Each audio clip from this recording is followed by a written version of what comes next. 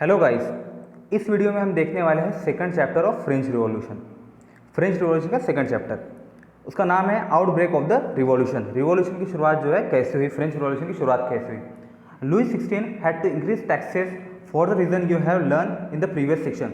हमने पिछले चैप्टर में देखा था लुई 16 को जो है कुछ कारण की वजह से जो है टैक्सेस बढ़ाने जो पढ़ने की नौबत आ चुकी थी। तो रीजंस क्या था? सरकार के ऊपर कर्ज बढ़ना। Do you think he could have gone about doing this? In France of the old regime, the monarch did not have the power to impose taxes according to his will. Rather, he had to call a meeting of the States General, which would then pass his proposal of the new taxes. Old regime जो है 1789 के पहले जो French revolution होने के पहले की जो सरकार थी, जो रूलर का शासन था, तो उसे ओल्ड रिजिम कहा जाता। उस टाइम पे राजा जो है खुद अपने मर्जी से टैक्स नहीं बढ़ा सकते थे, उन्हें जो है स्टेट जनरल बुलानी पड़ती थी, जिसमें तीनों भी स्टेट के रिप्रेजेंटेटिव हुआ करते थे। 3 स्टेट कौन से? First state clergy, second state noble, third state common people. तो इन तीनों के रिप्रेजेंटेटिव हुआ करते थे। However the monarch alone could decide when to call a meeting of this body. The last time it was done was in 1614। लेकिन ये जो स्टेट जनरल कब बुलानी है, ये राजा के मर्जी के ऊपर हुआ करता था। Monarch could alone decide when to call this body. और आखिरी बार कब बुलाई गई थी? 1614 में, यानी करीबन 250 साल पहले बुलाई गई थी। On 5th May 1789, Louis XVI called together an assembly of States General to pass proposal for the new taxes. A splendid hall in a Versailles was prepared to host the delegate. 5 मई के दिन जो है Louis 16 ने state general बुलाई। बहुत चमकदार hall था Versailles का। वर्साइल वो जहाँ पे उनका पैलेस हुआ करता था, पैलेस ऑफ वर्साइल, तो वहाँ पे उन्होंने बुलाई। The first and the second state sent 300 representative, और जो थर्ड थे तो उनके 600 मेंबर रिप्रेजेंटेटिव आया करते थे। तो पहले और जो सेकंड स्टेट के जो है, यहाँ पे समझिए आप, राजा का जो है बैठने की जो है पोजीशन है। फर्स्ट स्टेट यहाँ पे बैठ गया, मान लीजिए सेकंड स्टेट जो है सामने उसके ऐसा बैठ गया, ये आमने सामने बैठ गए, और थर्ड स्टेट के जो लोग हैं उन्हें यहाँ पे ऐसा पीछे खड़े किया जाता था, ये लोग खड़े रहते थे। इससे क्या दिखता है? इससे दिखता है इन लोगों की पोजीशन, ये बैठे हैं यानी ये सुपीरियर लोग है, ये इन्हें खड़े रख रहा है, खड़े रखे जा रहा है थर्ड स्टेट के लोगों को, यानी इनकी पोजीशन को जो है कम समझा जा रहा है फर्स्ट और सेकंड स्टेट से। The third state was represented by it's more prosperous and educated member. Third state के जो कॉमन लोग थे, तो उसमें जो मोर प्रॉस्परस और एजुकेटेड लोग थे, तो उन्हें वो रिप्रेजेंट करते थे थर्ड स्टेट को। Peasant, artisan and woman were denied entry to the assembly. Peasant यानी फार्मर को, आर्टिजन जो है कारीगर को, और वुमन्स जो है तीनों भी स्टेट के वुमन्स को जो एंट्री नहीं थी असेंबली में। However, their grievances and the demand were listed in some 40,000 letters which were representative had brought with them. लेकिन जो उनकी शिकायतें और जो उनकी डिमांड थी तो 400 लेटर में हुआ करती थी, जो उनके रिप्रेजेंटेटिव पेश करेंगे, अपने साथ लाए थे। Voting in a state general in the past has been conducted according to the principle that each state had one vote.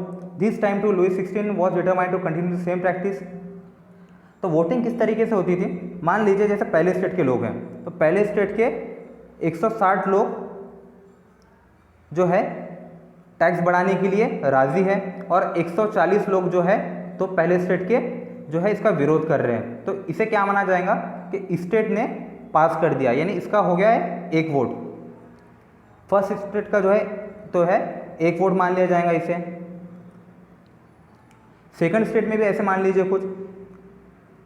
Second state में जो है 200 लोगों ने कहा कि ठीक है टैक्स बढ़ा दीजिए, और 100 लोगों ने जो है मना किया कि नहीं टैक्स मत बढ़ाइए। लेकिन इसे भी एक वोट करके माना जाएगा कि सिर्फ एक वोट, तो एक और एक बन गए 2 वोट, ठीक है। थर्ड स्टेट में है 600 लोग, और ये पूरे के पूरे 600 लोग अगर विरोध भी कर रहे हैं कि टैक्स मत बढ़ाइए, क्योंकि जो टैक्स पे करते थे, टैक्स पेयर थे, वो थर्ड स्टेट के लोग थे, तो ये मना भी कर रहे हैं, तो इनका वोट हो जाएगा एक वोट, ठीक है। तो अभी फर्स्ट स्टेट ने कहा कि एक वोट जिसके जो है 160 लोगों ने कहा कि टैक्स बढ़ाइए, सेकंड स्टेट के जो है 200 लोगों ने कहा टैक्स बढ़ाइए, उसे जो है एक मेजोरिटी मान लिया जाए। तो दो जो वोट है तो वो कह रहे हैं टैक्स बढ़ाइए, और एक वोट जो है जिसमें 600 लोग है, ये मेजोरिटी ऑफ लोग जो कह रहे हैं थर्ड स्टेट के मत बढ़ाइए, तो वो, तो इसमें क्या दिख रहा है, एक बढ़ा या दो बढ़ा, दो। तो सेकंड जो है मेजोरिटी, दो लोग यानी मेजोरिटी, फर्स्ट स्टेट और सेकंड स्टेट जो है एक हो गए, इनकी मेजोरिटी है कि टैक्स बढ़ाइए, तो यानी टैक्स बढ़ेगा। इसमें ऐसा नहीं कि एज अ पर्सन आप एक वोट नहीं दे रहे हो, पूरा के पूरा जो स्टेट के रिप्रेजेंटेटिव वो मिला के एक वोट दे रहे हैं। तो थर्ड स्टेट ने इसका विरोध किया। थर्ड स्टेट ने कहा कि आप जितने भी जो रिप्रेजेंटेटिव आए तो सबको एक वोट दीजिए, पर पर्सन वन वोट, ठीक है। तो इस हिसाब से क्या हो जाएगा, फर्स्ट और सेकंड जो स्टेट के 600 लोग यानी 600 vote, first and second state मिला के हो गया, थर्ड स्टेट के 600 रिप्रेजेंटेटिव यानी 600 वोट। इसका ऐसा आप डिसीजन जो है लीजिए।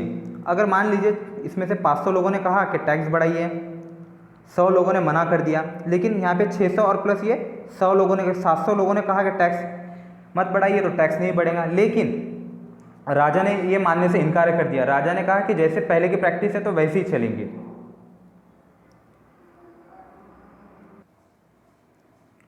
ये जो डेमोक्रेटिक प्रिंसिपल है कि पर पर्सन पर वोट, तो ये फिलोसोफर सोरियो ने जो है लिखा था अपने बुक में द सोशल कॉन्ट्रैक्ट में। When the king rejected the proposal, the member of the third state walk out of the assembly in protest. जब राजा ने इसे मानने से इनकार कर दिया तो थर्ड स्टेट के लोग जो है इसके विरोध में असेंबली के बाहर निकल गए। Representative of the third state view himself as a spoke person of the whole French nation. On 20 June they assemble in the hall of an indoor tennis court in the ground of Versailles. They declared themselves as the National Assembly and swore not to disperse till they had drafted a constitution for France that would limit the power of monarch. Third state के लोग जो है spoke person, तो उन्होंने खुद को जो बताया कि वो पूरे उनके होल फ्रेंच नेशन के जो है स्पोक पर्सन है। 20 जून के दिन ये लोग एक इंडोर टेनिस हॉल में जमा हुए ग्राउंड ऑफ वर्साइल पे। They declare himself as national assembly, तो खुद को इन्होंने नेशनल असेंबली प्रोक्लेम किया और कसम खाई कि जब तक कि हम कॉन्स्टिट्यूशन नहीं बनाएंगे जो मोनार्च के पावर पे लिमिट करेगा, तब तक कि हम जो है अलग नहीं होंगे, इस नेशनल असेंबली से अलग नहीं होंगे। तो कॉन्स्टिट्यूशन क्या है? Constitution is a sets of rule which help to give the direction to the country. तो कॉन्स्टिट्यूशन एक सेट ऑफ रूल है जिसके हिसाब से जो देश काम करेगा। They were leaded by Mirabeau and Abbe Sieyes, तो इन्हें लीड कर रहे थे मिराबियो एंड एबी सईस। तो मिराबियो जो थे वो एक नोबल फैमिली से बिलोंग करते थे और एबी सईस जो थे वो एक क्लर्जी थे, ठीक है। तो पहले ये मिराबियो सेकंड स्टेट के थे, एबी सईस फर्स्ट स्टेट के थे। तो मिराबियो जो थे उन्हें भी लगता था कि जो है फ्यूडरल प्रिविलेजेस, जो विशेष अधिकार है फ्यूडरल के, तो वो अभी जाने चाहिए। He brought out a journal and deliver powerful speeches to the crowd assemble at Versailles. उन्होंने एक जर्नल लाई और पावरफुल स्पीचेस जो है क्राउड में बोलना शुरू कर दिए।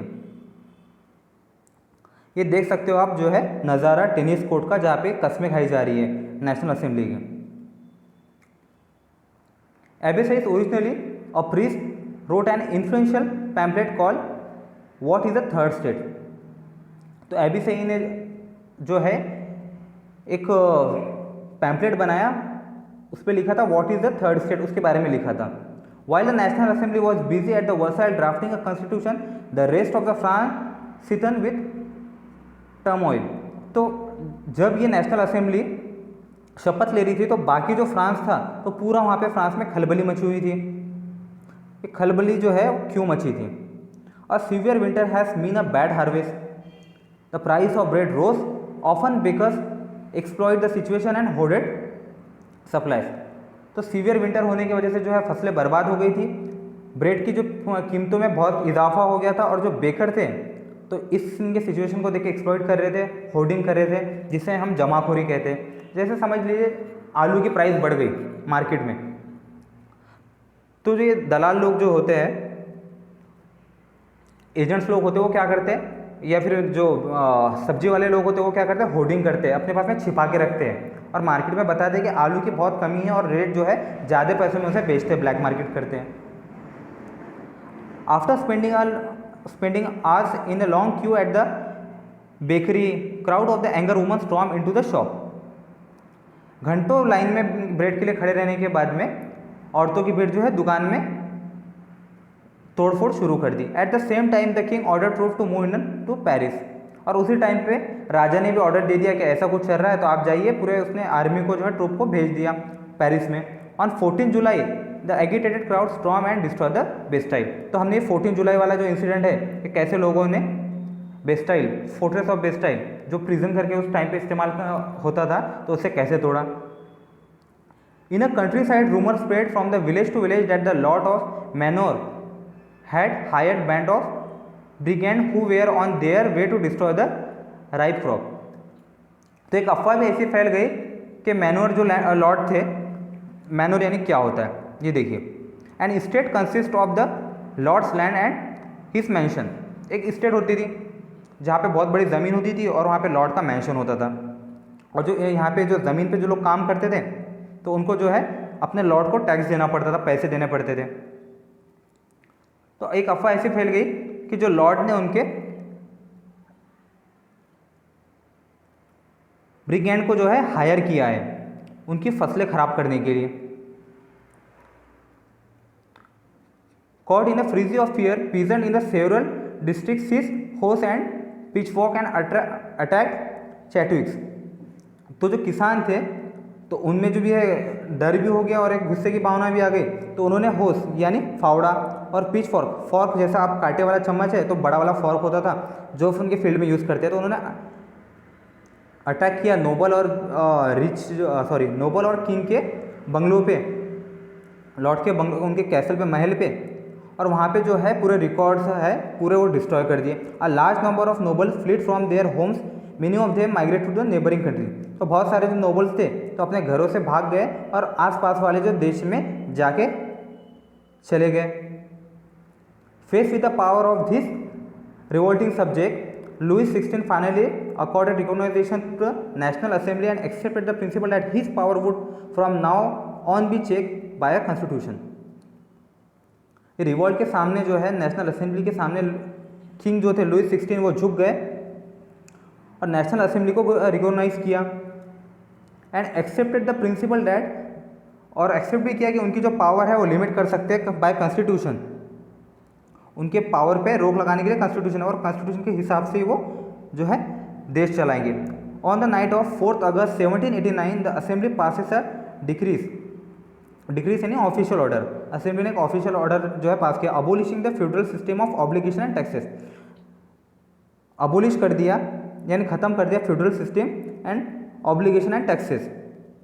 Member of clergy too were force to give up their privileges. जो पहले स्टेट के क्लर्जी थे तो उन्हें भी कहा गया कि आप जो अपने विशेष अधिकार है उसे आप छोड़ दीजिए। Tithes were abolish and land owned by the church were confiscated. Tithes जो होता था तो टैक्स हुआ करता था तो उसे भी अबोलिश कर दिया गया और चर्च को जो है लैंड दिया जाता था उस टाइम पे चर्च का मेंटेनेंस वगैरह देखने के लिए, तो जो है लैंड भी वापस ले लिया गया चर्च से। तो अब ये सब वापस होने के बाद में गवर्नमेंट के पास में 2 बिलियन लिवर्स की जो है प्रॉपर्टी जमा हो गई, assets. France become a constitutional monarchy. Monarchy यानी राजा का ही शासन रहेगा, कॉन्स्टिट्यूशनल मोनार्ची यानी एक सेट्स ऑफ रूल है उस हिसाब से राजा को जो है देश चलाना पड़ेगा। The national assembly completed the drafting of constitution in 1791। 1789 से नेशनल असेंबली ने जो है कॉन्स्टिट्यूशन लिखना शुरू किया और उनका कॉन्स्टिट्यूशन जाके जो है पूरा हुआ 1791 में। Its main objective was to limit the power of monarch. ठीक है, उनका मेन ऑब्जेक्टिव राजा की पावर को लिमिट करना था। This power instead of being concentrated in the hand of one person they are now separated and assigned to the different institution, the legislative, the executive and judiciary.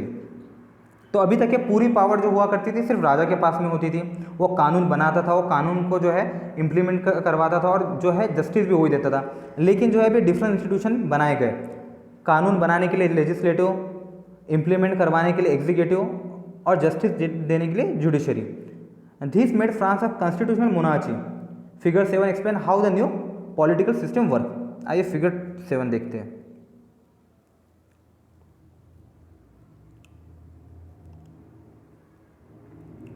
उस time की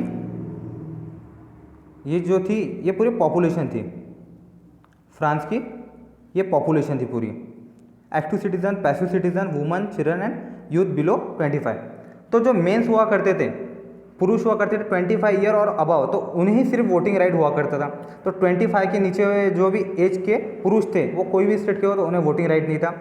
और women's जो थी, तीनों भी state के women's को voting right नहीं था।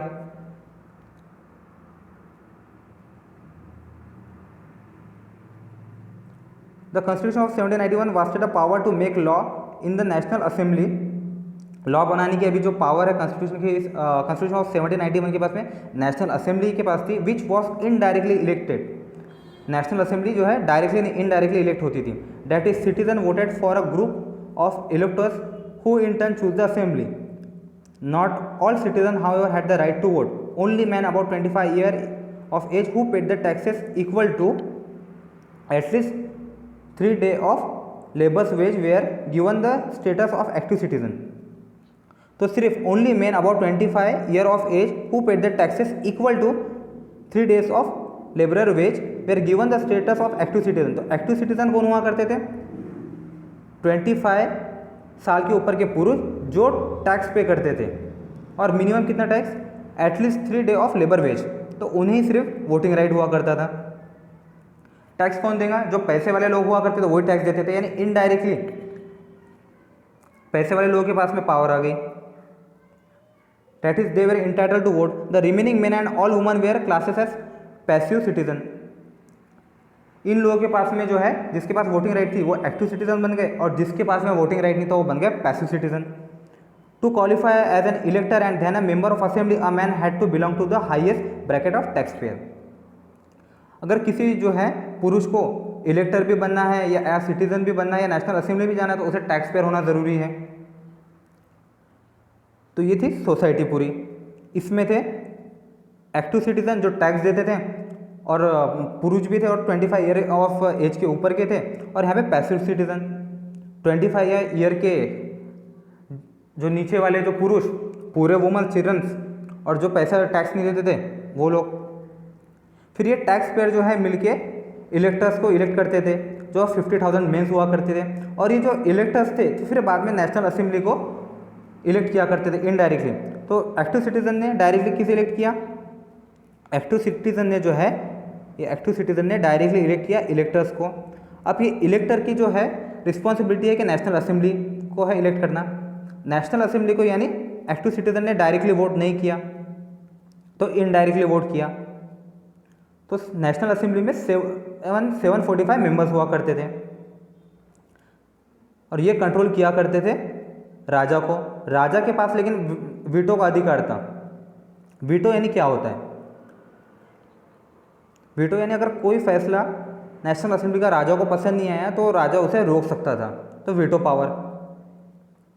अब जुडिशरी जो है वो कैसे इलेक्ट होती थी? जो एक्टिव सिटीजन थे तो वही वोट करते थे, और वो लोग जो है जजेस को इलेक्ट करते थे। ठीक है, ये सिस्टम था। The constitution began with the declaration of right of man and citizen. जो अभी कॉन्स्टिट्यूशन बना था 1791 में, तो वो स्टार्ट होता था declaration of right of man and citizen. Right such as right to life, right of speech, right of opinion, equality before law were established as natural and inalienable right, that is, they belong to each human being by birth and could not be taken away. This was the duty of the state to protect each citizen natural right. Right to life यानी किसी की भी जो life है बिना कोई कारण नहीं ले सकता था। Right of speech, freedom of speech, आपको बोलने की आज़ादी दी है। फ्रीडम ऑफ ओपिनियन, आपको अपना ओपिनियन रखने की आज़ादी है। इक्वलिटी बिफोर लॉ, लॉ के सामने सभी इक्वल है, वो चाहे फर्स्ट स्टेट के हो, सेकंड स्टेट के हो या थर्ड स्टेट के हो। Was establish as natural and inalienable law. तो यानी ये राइट जो है अधिकार किसी से छीन नहीं सकते थे, ये नेचुरल था। That is the belong to it was the duty of the state to protect each citizen natural right. तो ये स्टेट की ड्यूटी थी कि जो है नेचुरल राइट इनके प्रोटेक्ट किए जाए।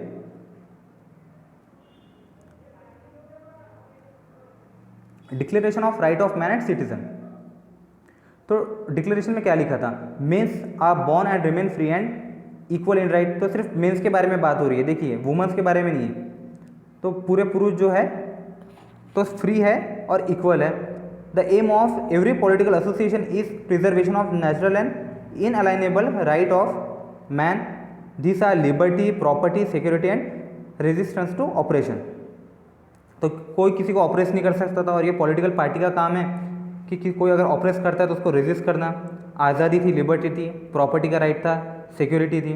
द सोर्स ऑफ सोजन रिसाइड इन द नेशन, पूरे अधिकार लेने का जो है राइट नेशन के पास में था। नो ग्रुप और इंडिविजुअल में exercise authority that does not come from the people, कोई ग्रुप या इंडिविजुअल के पास में ये अधिकार नहीं था कि वो कोई डिसीजन ले जो लोगों से नहीं आया है।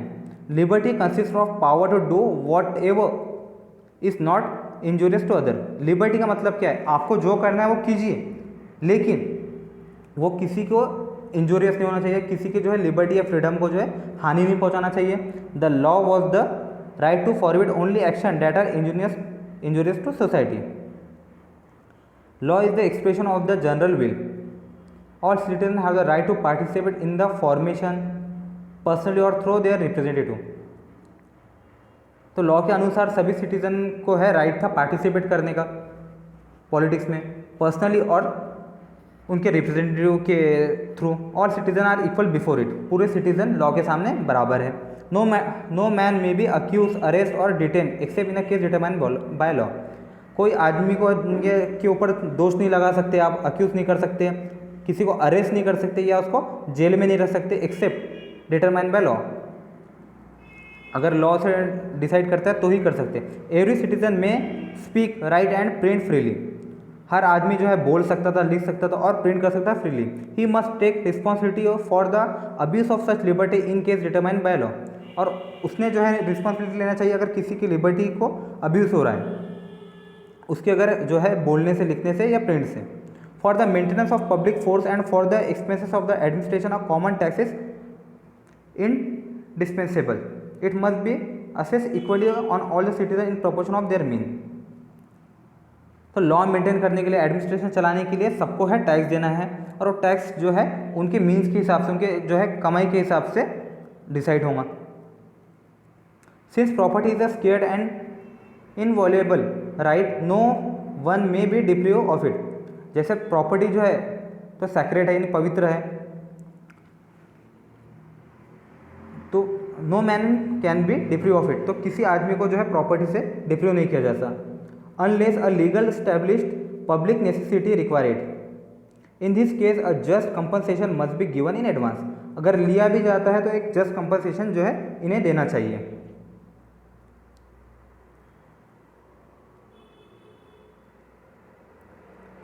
रिवॉल्यूशनरी जर्नलिस्ट जीन्स पॉल, यहाँ पे जो है रिवॉल्यूशनरी जर्नलिस्ट थे जीन्स पॉल मैरत। तो उन्होंने अपने न्यूज़पेपर ला अमी द्यू प्यूपिल, उसका मतलब होता है द फ्रेंड ऑफ पीपल, में कॉन्स्टिट्यूशन के हिसाब से कॉन्स्टिट्यूशन के ऊपर लिखा था the task of representing the people has been given to rich. लोगों को रिप्रेजेंट करने का काम के जो है रईसों को दिया गया है। The lot of the poor and oppress will never be improved by the peaceful mean alone. बहुत सारे पुअर और ऑपरेस जो लोग हैं, जिन लोगों को दबाया गया है, तो जो है पीसफुल मीन से इम्प्रूव नहीं होंगे। Here we have absolute proof of how wealth influence the law. यहाँ पे हमारे पास में बहुत अच्छा उदाहरण है कि जो पैसा कैसे लॉ को इन्फ्लुएंस करता है। Yet law will last only as long as the people agree to obey him. लॉ तभी तक चलेगा जब तक कि लोग एग्री करते हैं उसे ओबे करने के लिए। And when they have manage to cast off the yoke of aristocrat they will do the same to the other owner of the wealth. और जब लोगों ने एरिस्टोक्रेट की जो है बात मानने से इनकार कर दिया, यानी इनके सुनने से जो है इनकार कर दिया, they will do the same to the other wealth owner of the wealth. तो जैसा नोबल के साथ में किया गया है तो वैसा वेल्थ ओनर के साथ भी लोग करेंगे। ऐसा इनका कहना है। रीडिंग सम पॉलिटिकल सिंबल, यहाँ पे कुछ पॉलिटिकल सिंबल है जो रिप्रेजेंट करते थे उस टाइम पे, क्योंकि उस टाइम पे ज़्यादा जो पॉपुलेशन थी तो पढ़ी लिखी नहीं हुआ करती थी, तो इसलिए जो है सिंबॉलिक वे में भी बताया करते थे। The broken chain, chain where use to fetter slave, the broken chain stand for the act of becoming free. ये ब्रोकन चेन का जो है सिंबल क्या दर्शाना चाहता है, फ्रीडम दिखाना चाहता है, become free. The bundle of rod of और फेसेस, तो ये बंडल क्या दिखाना चाहता है कि एक लकड़ी को तोड़ा जा सकता है, लेकिन जब पूरी लकड़ी का बंडल रहेगा तो वो तोड़ नहीं सकते। तो strength lie in unity, unity में स्ट्रेंथ है। The eye with a triangular radiating light, the all seeing eye stand for knowledge, the ray of sun will drive away the cloud of ignorance. तो इसमें दर्शाना चाहते हैं कि the ray of सन जो ignorance को है वो दूर कर देगा। ये सेप्ट्रिस है, तो ये सिंबल था रॉयल पावर का। Snake biting its tail to form a ring, snake खुद की जो दुम को काट रहा है रिंग बनाने के लिए। Symbol of eternity, a ring has neither beginning nor and, तो ये इटर्निटी है, तो इसकी जो है कोई शुरुआत भी नहीं और कोई एंड भी नहीं है।